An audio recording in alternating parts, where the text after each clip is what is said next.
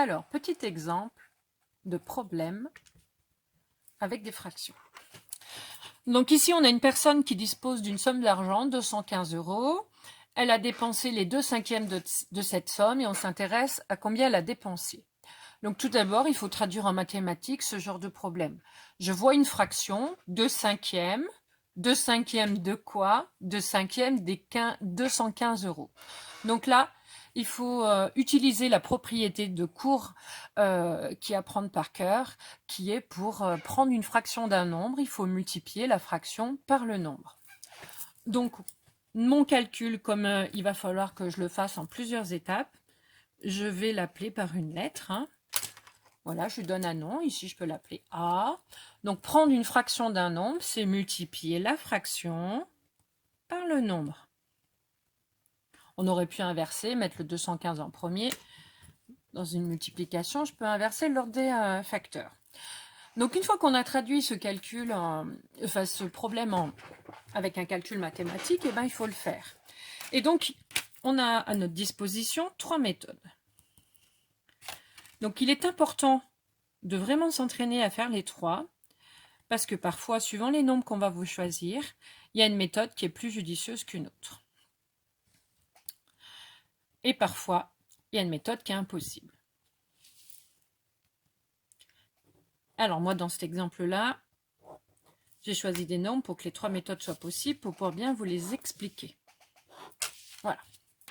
Alors, première méthode, donc je recopie d'abord mon calcul, je le recopierai partout. Il faut voir que dans mon opération, en fait, j'ai 3 nombres et 2 opérations. J'oublie pas que mes traits de fraction doivent être écrits sur la ligne d'écriture. Alors, j'ai un 2, j'ai un 5 au dénominateur, donc il faut se rappeler qu'un trait de fraction, ça correspond à l'opération diviser, donc il y a une division ici. Là, il y a un produit, et là, il y a un autre nombre qui est le 215. Donc, avec ces 3 nombres et ces 2 opérations, suivant comment je vais les regrouper, puisqu'on a le droit de faire qu'une seule opération à chaque fois. Donc, suivant si je vais faire d'abord le 2 et le 215, le 2 et le 5 ou le 5 et le 215, eh ben, on aura 3 méthodes différentes. Et suivant les nombres qu'on vous proposera, eh ben, il y a une méthode qui est plus judicieuse qu'une autre, ou parfois elles sont équivalentes.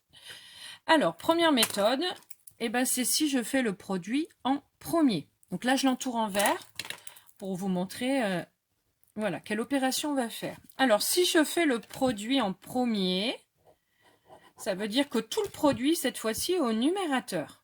Donc, vous voyez qu'ici, on est passé d'une petite fraction à une grande fraction. Et donc, je fais, voilà, donc 1, je l'écris le produit pour dire ce que je vais faire. 2, je calcule. Si je calcule directement, après, il y a une ambiguïté, on ne sait pas exactement ce que vous avez fait, donc il faut bien détailler. Alors, je dois prendre le double de 215. Donc, prendre le double d'un nombre, surtout quand c'est un nombre entier, c'est facile. On prend le double de 15, 30, le double de 2, 4. Ensuite, j'ai une division par 5 à faire. Donc ça, c'est une stratégie de calcul mental qu'on a vue plusieurs fois. Pour diviser un nombre par 5, on le multiplie d'abord par 2. Donc si je prends le double de 30, c'est 60. Le double de 4, c'est 8. Et quand je prends le double du dénominateur, j'obtiens 10. Donc pourquoi c'est judicieux? Parce qu'une division par 10, c'est décaler la virgule ici d'un rang à gauche. Donc comme j'ai en plus un 0 en haut, bah, ça m'arrange, c'est facile, on obtient 86. Je pense bien à encadrer mon résultat, il y a la règle, et je fais une phrase réponse. Combien a-t-elle dépensé? Donc je prends bien les termes de la question pour y répondre comme il faut.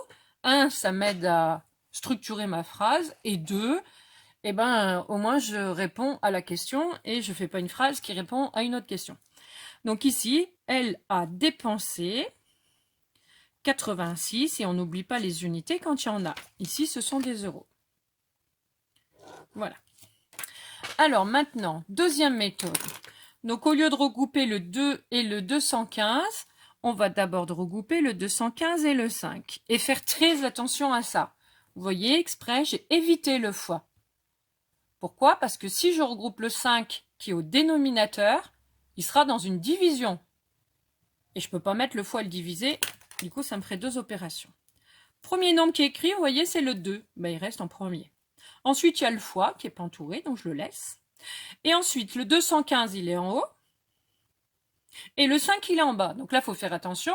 Un nombre qui est au dénominateur ne va pas pouvoir passer au numérateur comme ça par magie. Il reste en bas au dénominateur. Et du coup, on va calculer ce quotient-là. On va appliquer la même méthode que dans la première méthode, justement, qui est la propriété pour diviser un nombre par 5. Donc, je prends le double pour me ramener à une division par 10. Donc, le double de 15, c'est toujours 30. Le double de 2, c'est 4.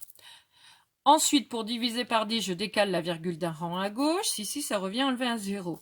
Il me reste 2 fois 43. Et 2 fois 43, ça fait encore 86. Ce qui est normal, je dois trouver 3 fois la même chose. Sinon, les 3 méthodes ne seraient pas équivalentes. C'est souvent cette méthode-là qui est judicieuse, surtout si le nombre qui est tout seul ici est un multiple du dénominateur. Donc là, on obtient un calcul qui peut être drôlement plus simple. Dernière méthode, c'est de calculer le quotient comme il est écrit. On applique toujours la même propriété. Ici, pour diviser un nombre par 5, on prend le double. Donc, on obtient 4 dixièmes. Donc là, je dois diviser par 10. Mais vous voyez, on ne peut pas barrer les zéros, il n'y en a pas en haut. Donc là, j'utilise bien la propriété qu'on doit connaître par cœur. Pour diviser un nombre par 10, on décale la virgule d'un rang à gauche. La virgule dans 4, elle serait ici. Un rang à gauche, elle passe ici. Donc, on obtient 0,4. Ensuite, comment on fait ce calcul-là? Donc, on rappelle. Donc, ça, on l'a déjà vu. C'est un produit de deux facteurs, dont le premier facteur ici n'a qu'un seul chiffre différent de 0, qui est 4. Donc, je peux le faire de tête. Je pars du facteur qui n'a qu'un seul chiffre. Et la virgule, je la prendrai en compte que dans le résultat. Donc, je vais multiplier par 4 le facteur de 115. À cause des retenues, on pense bien à commencer par les chiffres les plus à droite. 4 fois 5, 20. 0, je retiens 2. 4 fois 1, 4. Et 2, 6. 4 fois 2, 8. Ensuite, je place la virgule à la fin. Dans 0,4, j'ai un chiffre après la virgule. Dans 215, j'en ai pas. Donc, dans mon résultat, je dois avoir un chiffre après la virgule. Attention à bien écrire votre calcul sous forme simplifiée en enlevant les zéros inutiles. On obtient bien sûr 86. Voilà.